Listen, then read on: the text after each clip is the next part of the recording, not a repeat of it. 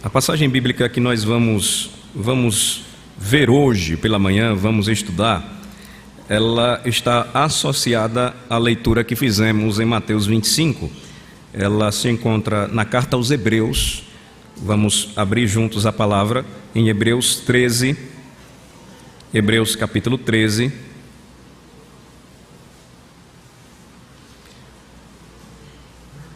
A partir do versículo de número 1 até o versículo de número 6.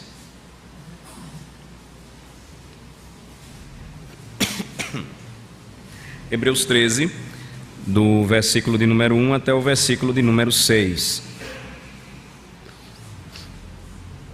O versículo-chave para nós, o versículo que aponta para o tema desta manhã, desta escola dominical, é o versículo de número 3. Mas toda esta parte, toda esta sessão inicial do capítulo 13 nos dá a ideia do contexto em que o autor da carta aos Hebreus, ele exortou aqueles judeus convertidos a Cristo. É um maravilhoso sermão esta carta. Ele fez uma exortação para que aqueles irmãos não abandonassem o caminho, não deixassem de seguir a Cristo. E o capítulo anterior vai nos lembrar que eles deveriam olhar atentamente para o autor e consumador da fé deles, Jesus, o Senhor. Então, capítulo 13 já é a conclusão da carta. E eu peço aos irmãos atenção, porque mais uma vez o autor aos Hebreus, ele exorta os crentes e ele diz: seja constante o amor fraternal, não negligencieis a hospitalidade, pois alguns, praticando-a sem o saber, acolheram anjos. Lembrai-vos dos encarcerados, como se presos com eles, dos que sofrem maus tratos, como se com efeito vós mesmos em pessoa fosseis os maltratados. Digno de honra entre todos seja o matrimônio, bem como o leito sem mácula, porque Deus julgará os impuros e adúlteros. Seja a vossa vida sem avareza.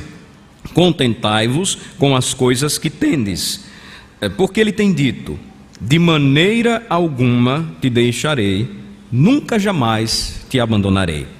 Assim, afirmemos confiantemente: o Senhor é o meu auxílio, não temerei. Que me poderá fazer o homem? Oremos ao Senhor. Senhor, nosso Deus e nosso Pai, nesta hora em que buscamos ao Senhor e a Tua instrução, suplicamos a iluminação do Teu Espírito para entendermos a Tua palavra.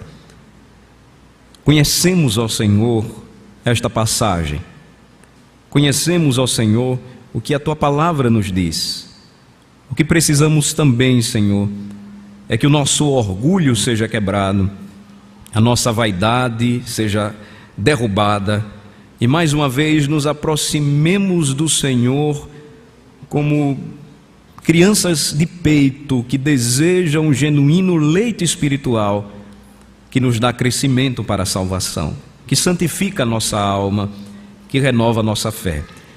Abençoa-nos, ó Senhor, nesta hora e ajuda-nos a entendermos esta passagem e quais as suas aplicações práticas para nós, cristãos que vivem nos dias de hoje. Oramos assim em nome de Jesus. Amém. Hoje nós realizamos o Domingo da Igreja Perseguida. Desde 2008 nós temos feito isto. O Domingo da Igreja Perseguida é uma iniciativa de uma missão que nós apoiamos, a missão Portas Abertas, que ela não tem por objetivo enviar missionários para países onde há opressão aos cristãos ou ao cristianismo, mas a missão Portas Abertas, ela tem um trabalho importantíssimo em divulgar a causa dos cristãos que ainda hoje sofrem perseguição em pleno século XXI. Milhões de cristãos, estima-se, foram mortos ou estão presos em 2012. E isto já foi demonstrado e certamente este número continua, permanece no ano de 2013, no ano em que nós estamos vivendo. A missão também ela tem por objetivo incentivar a igreja livre. A igreja livre, entendam, é onde está a igreja de Cristo, ou onde ela se localiza em países onde há liberdade de religião, liberdade de expressão, como o Brasil. Nós temos liberdade para nos reunir, temos liberdade para estabelecer igrejas, temos liberdade para pregar o evangelho. Então, o objetivo é divulgar a realidade que é fato, ela existe, levar os cristãos a orar pelos seus irmãos que estão sofrendo perseguição, também promover treinamento. Para os irmãos terem uma ideia, um pastor brasileiro, ele tem toda a estrutura para que se prepare, para que estude, para que se especialize, a fim de orientar, de ensinar, de alimentar a igreja de Cristo no Brasil. Nas regiões onde há perseguição, muitos pastores não têm sequer a Bíblia ou possuem partes das Escrituras. Então a missão Portas Abertas e tantas outras missões envolvidas com esta causa trabalham na tradução e na distribuição de Bíblias, no treinamento de pastores, na assistência às mulheres perseguidas que perdem seus maridos, muitos deles pastores ou líderes da igreja, e depois ficam desassistidas, viúvas com seus filhos. E este será o objetivo da programação do dia 8 de junho, quando traremos uma palavra para as mulheres, e o Ministério Mulheres do Caminho tratará sobre este assunto. Por isso eu não vou entrar em maiores detalhes, para que você seja incentivado a participar, lembrando que não somente as mulheres são convidadas, mas os maridos também a vir, para poder ouvir e cada vez mais a gente se envolver com este assunto. Então, percebam que há um trabalho voltado para a igreja, para mulheres, para homens, para os jovens. Há um ministério jovem só tratando deste assunto. E é bom que se frise, não é uma nova igreja, mas é um braço de apoio às igrejas no Brasil, para que não se esqueçam de que muitas vezes nós estamos bem, nós temos liberdade, podemos ir e vir, colocar a nossa Bíblia debaixo do braço, vir para a igreja com a nossa família e filhos, mas não é esta a realidade em alguns países do nosso planeta Terra. Por exemplo, citarei aqui para vocês uma análise que sempre é feita todos os anos quanto ao grau de perseguição em países onde há opressão ao cristianismo. Coreia do Norte já há um bom tempo está em primeiro lugar. Devido às suas políticas de isolamento, a Coreia do Norte é um mundo à parte. Nós temos acompanhado isto na televisão. Servir a Deus neste país custa um alto preço. Cristãos se reúnem em cavernas para fugir do controle do Estado.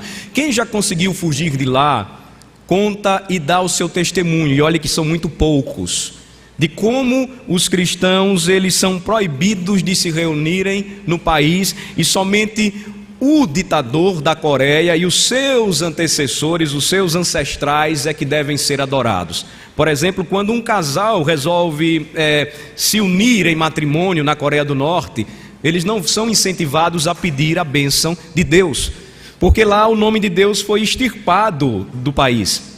Mas eles são levados à praça principal para pedir a bênção do ídolo que eles estabeleceram, que foi o ditador que iniciou este regime. Então, lembrem-se destes irmãos na Coreia do Norte que pagam um alto preço por sua fé. Segundo lugar, a Arábia Saudita, por exemplo, um país islâmico, o fundamentalismo religioso ele é extremamente radical, e na Arábia Saudita essa situação ocorre em maior escala, porque, sendo um país muçulmano e extremamente radical, onde se aplica a chamada Sharia, que é a lei islâmica aplicada à Constituição Civil do país, já não há liberdade religiosa quase em âmbito algum. Então, o que é que estes exemplos têm a ver com Hebreus 13, que nós acabamos de ler? Voltem novamente os seus olhos para a passagem. Hebreus 13 nos exorta, versículo de número 1, a que o nosso amor fraternal ele seja constante. Então, eu devo amar fraternalmente ao meu irmão constantemente, não somente por um momento, não somente no domingo da igreja perseguida, no DIP 2013, não.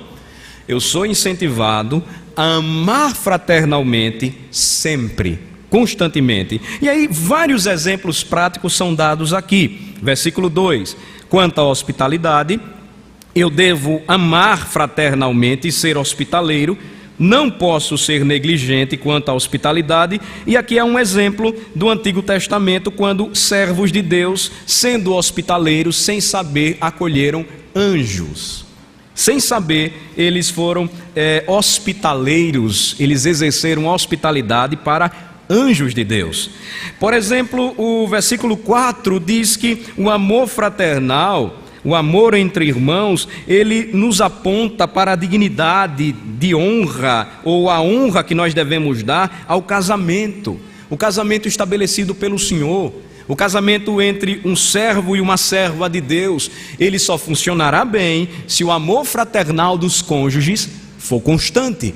Se não houver o amor fraternal e se eu não tiver a minha esposa primeiramente como a minha irmã em Cristo, então eu não vou conseguir amá-la como Cristo me manda amar.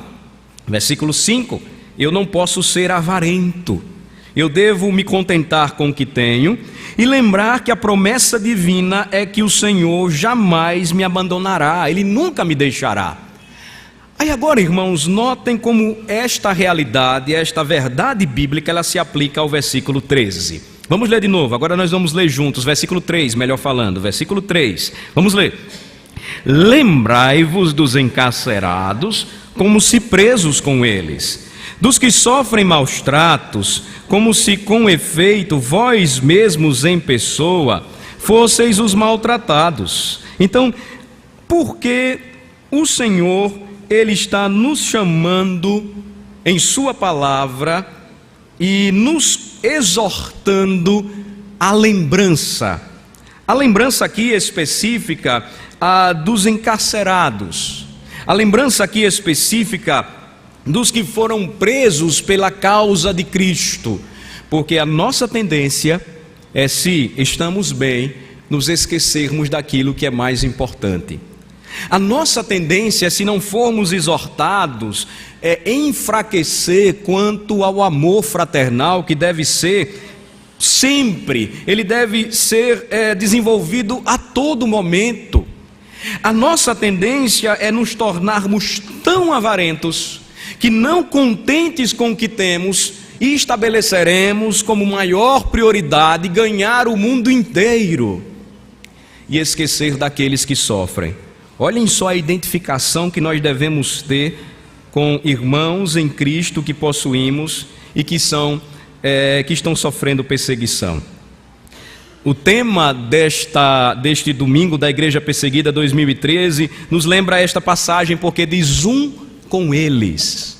Eu devo me lembrar dos que estão encarcerados, como se eu estivesse preso lá. Dos que estão sendo maltratados, como se eu de fato estivesse sofrendo os maus tratos. E como é que nós podemos, irmãos, como é que nós podemos lembrar destas coisas se a informação ela não chegar até nós? Se a palavra não nos lembrar dos nossos deveres? Se a instrução bíblica ela não nos colocar novamente no caminho e nos oferecer o norte para a nossa vida cristã, nós consequentemente nos esqueceremos do que o Senhor Jesus Cristo nos diz. E meus queridos irmãos, é o que conta. O Senhor Jesus diz que no dia no grande momento da separação que Ele vai fazer entre ovelhas e cabritos, o que vai contar é se de fato nós vivemos o cristianismo experimental. Se de fato o que nós aprendemos juntos foi colocado em prática, nós botamos para funcionar. Não adianta ouvirmos, conhecermos e não vivermos aquilo que o Senhor sempre nos ensina. Então nós podemos orar e geralmente quando um cristão que sofre perseguição na Arábia Saudita, Coreia do Norte, Iraque, Recentemente, irmãos foram mortos lá no Iraque porque são cristãos. Afeganistão, onde há muita perseguição. Quando eles encontram um irmão da igreja livre, alguém que visita, um pastor, um missionário, um irmão de igreja, eles não pedem dinheiro, eles pedem oração. Eles pedem que os irmãos não se esqueçam e lembrem da irmandade espalhada sobre a terra que está sofrendo e que necessita de apoio, de oração e desta menção, desta lembrança de que você também sofre com aqueles que sofrem. Percebam que este é um reflexo, meus irmãos, do que Cristo experimentou por nós, e nós somos chamados então a fazer o mesmo por nossos irmãos. O versículo de número 6 traz para nós uma declaração de confiança e de fé que nós devemos fazer, lembrar em oração, envolvimento, trabalho sério como igreja do Senhor, não nos esquecendo da orientação divina. Ele conclui dizendo assim: assim afirmemos confiantemente: o Senhor é o meu auxílio, não temerei, que me poderá fazer o homem. Temos muito o que aprender, meus irmãos e irmãs, quando nós observamos o exemplo destes cristãos perseguidos. Por exemplo, nós temos aqui algumas informações a respeito de alguns prisioneiros. Eu vou apenas citar alguns. Durante um tempo tenho acompanhado a história de um cristão advogado na China, que ele é defensor dos direitos humanos. Então ele esteve, o Gao Zisheng, ele esteve preso em sua casa a partir de 2007. Por quê? Por defender os direitos humanos na cidade onde ele morava, em Pequim, por ser um advogado cristão que pleiteava pelos direitos à liberdade religiosa. Ele foi levado em 2009 sob custódia pela polícia chinesa. Ele na realidade estava andando, caminhando, e ele foi tomado, foi levado e desapareceu. Depois que os organismos internacionais começaram a se movimentar, a Igreja Livre começou a se manifestar, então foi permitida em 2011 que ele pudesse ver, que ele pudesse encontrar sua esposa e seus filhos, que estavam já nos Estados Unidos, retirados da China por conta das ameaças. Agora, vocês me perguntam: pastor, e o que aconteceu com o irmão Gao? Ele continua preso. Não há nenhuma justificativa para que ele permaneça lá, algo que ele fez de terrível, de criminoso na China. Mas isto é importante, irmãos, para que tenhamos os nossos olhos bem abertos.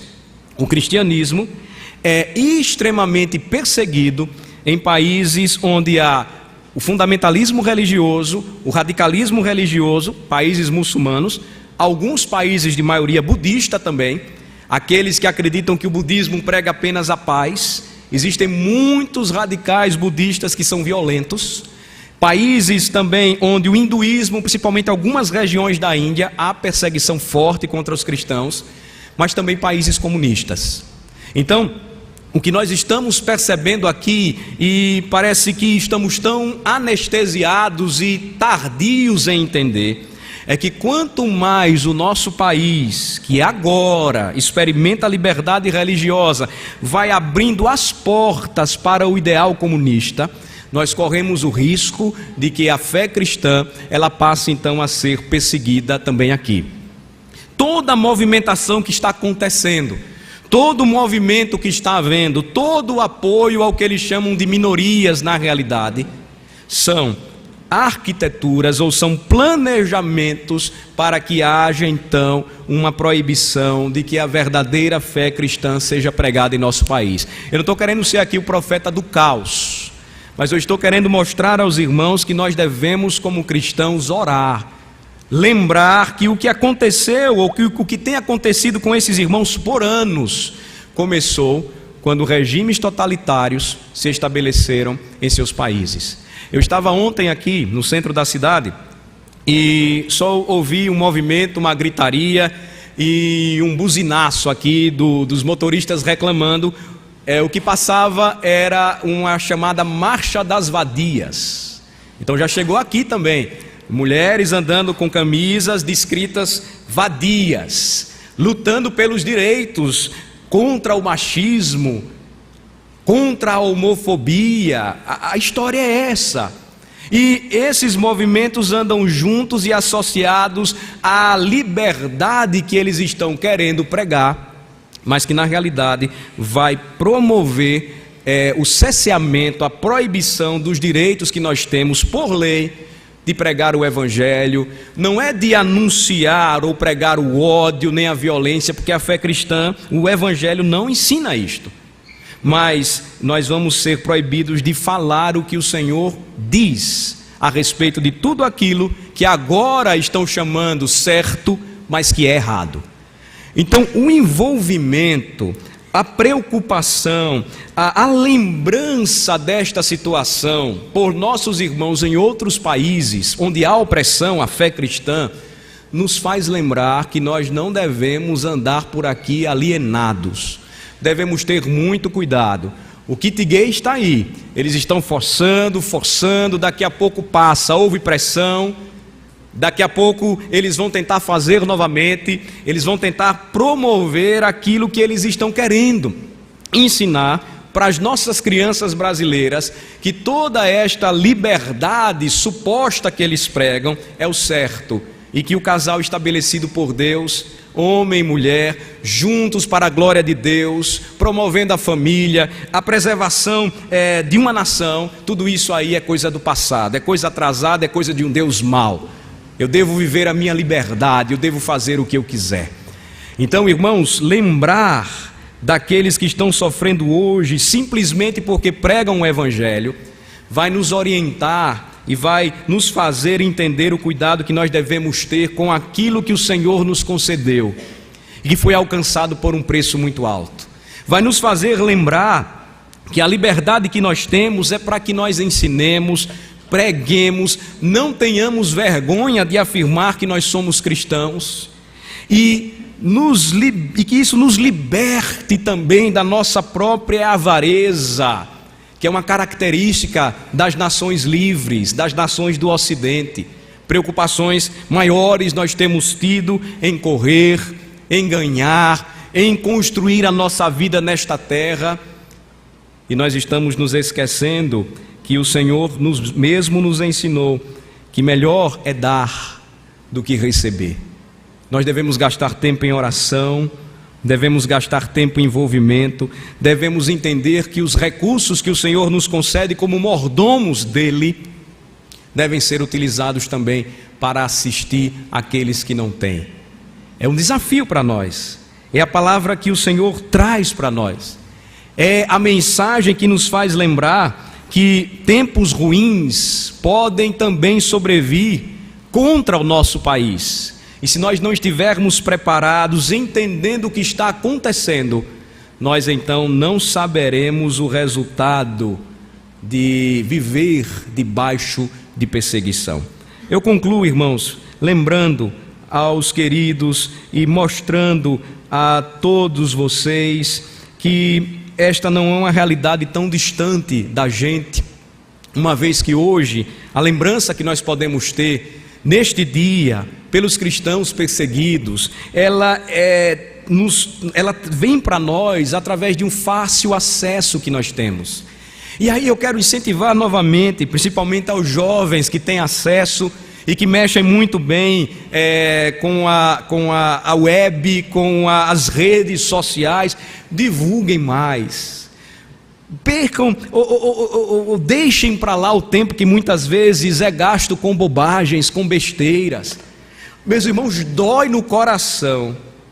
Muitas vezes terminamos o culto no domingo, no dia do Senhor, e aí chego em casa, vou dar uma olhada e ver então o que é que se passou. Hoje está todo mundo interligado, aí está lá um pastor, aí bota lá no Facebook, o seu time perdeu, fulano nocauteou o outro, e a juventude vai entrando nessa também, gastando tempo com bobagem, quando deveriam dizer, mas que bênção foi estar na casa do Senhor, Que bênção é vivermos em liberdade. Lembrem-se e orem pelos cristãos que estão sofrendo perseguição. Nós precisamos nos movimentar, nós precisamos agir, nós precisamos entender, irmãos, que o que está bom para a gente aqui, aparentemente, pode mudar de repente. E nós sabemos que na história da humanidade, para que isto aconteça, não é demorado, ou não é demorado demais, não é demasiado lembrar aos irmãos que, de repente, tudo o que nós estamos experimentando aqui pode mudar. E este número crescente de evangélicos em nosso país, sem lembrança da realidade, do que é ser cristão, do preço que pode ser pago pelo nome de Cristo, deve nos despertar um cuidado que devemos ter, de uma vida dedicada ao Senhor que precisa ser exercitada por nós, de uma vivência clara, simples, do que o Senhor está nos dizendo aqui. Se eu for constante em amar, não serei negligente, me lembrarei sempre daqueles que sofrem, valorizarei o meu casamento porque é uma bênção de Deus, não serei avarento, mas extremamente envolvido com a causa do Senhor. Vamos ter um momento de oração agora, silenciosa, e eu pediria aos irmãos que orassem especificamente neste momento por aqueles que estão encarcerados, prisioneiros do Senhor, aqueles que estão sendo maltratados. Quando nós lemos os testemunhos de fé destes irmãos, nós nos sentimos tão pequenos. Oremos para que o Senhor continue a sustentá-los, porque a vida deles é como aquele antigo hino, eles não vão desistir, eles estão seguindo a Cristo, eles não vão voltar atrás, eles necessitam da intercessão dos crentes, dos santos. Vamos orar silenciosamente neste momento em favor dos nossos irmãos perseguidos. Oremos. Senhor nosso Deus e nosso Pai, obrigado pelo momento em que podemos lembrar das palavras do Senhor, nos exortando a não esquecer daqueles que sofrem. No dia final, o Senhor nos convidará à Tua presença, lembrando a cada um de nós que quando visitamos enfermos e presos, vestimos aqueles que não tinham roupas e alimentamos os famintos, estivemos sempre fazendo tudo isso para o Senhor. E ao perguntarmos, ouviremos do Senhor: tudo aquilo que fizestes a um dos meus pequeninos irmãos, a mim o fizestes. Livra-nos, ó Senhor, da nossa própria avareza, da nossa falta de contentamento com o que temos, e que nos faz esquecer, e que a promessa do Senhor é de jamais nos abandonar, de maneira alguma nos deixar, para que não estejamos correndo atrás do vento, mas contentes com o que temos, priorizar aquilo que deve ser constante em nossas vidas, o amor fraterno, o amor que vai nos levar a lembrar dos encarcerados como se estivéssemos presos com eles, a lembrar dos que são maltratados por amor a Jesus Cristo como se estivéssemos nós mesmos sofrendo esses maus tratos. Ó Senhor, abençoa o Teu povo, que hoje experimenta, goza de liberdade para adorar, para pregar, para falar o Evangelho. Qualquer um de nós pode livremente sair em nosso país e divulgar o Evangelho, sem o risco de ser preso, sem o risco de ser executado por causa da sua fé. Faz-nos, ó Senhor Deus, ousados quanto à proclamação da mensagem da cruz, e também, ó Senhor Deus, prontos e preparados para toda e qualquer perseguição. A lembrança que temos destes irmãos, de que a perseguição não inibe o crescimento do Evangelho, mas faz com que o Evangelho se espalhe e seja vitorioso, deve nos lembrar as palavras do teu servo no passado, que o sangue dos mártires é a semente da igreja. Esses irmãos não vão abandoná-lo, porque já foram chamados pelo Senhor, mas necessitam das nossas orações, do nosso envolvimento, que não estejamos calados, Senhor, mas envolvidos, desejosos de conhecer mais esta causa. Ela não é uma nova religião, ela faz parte da nossa vida cristã, porque como aprendemos nas Escrituras, Senhor, o teu povo está espalhado sobre a face da terra, e pela oração e o seu poder, nós podemos orar até mesmo por irmãos que jamais vimos e que nem conhecemos. Sustenta, Senhor, aqueles que estão presos, aqueles que estão por anos encarcerados, viúvas que perderam seus maridos, que foram mortos, filhos que perderam os seus pais e que estão órfãos. Todos eles, ó Senhor Deus, amam ao Senhor e têm sofrido por amor a Cristo. Que sempre venha à memória deles, ó Pai, que são bem-aventurados os perseguidos por causa da justiça, porque deles é o reino dos céus. Oramos em nome de Jesus. Amém.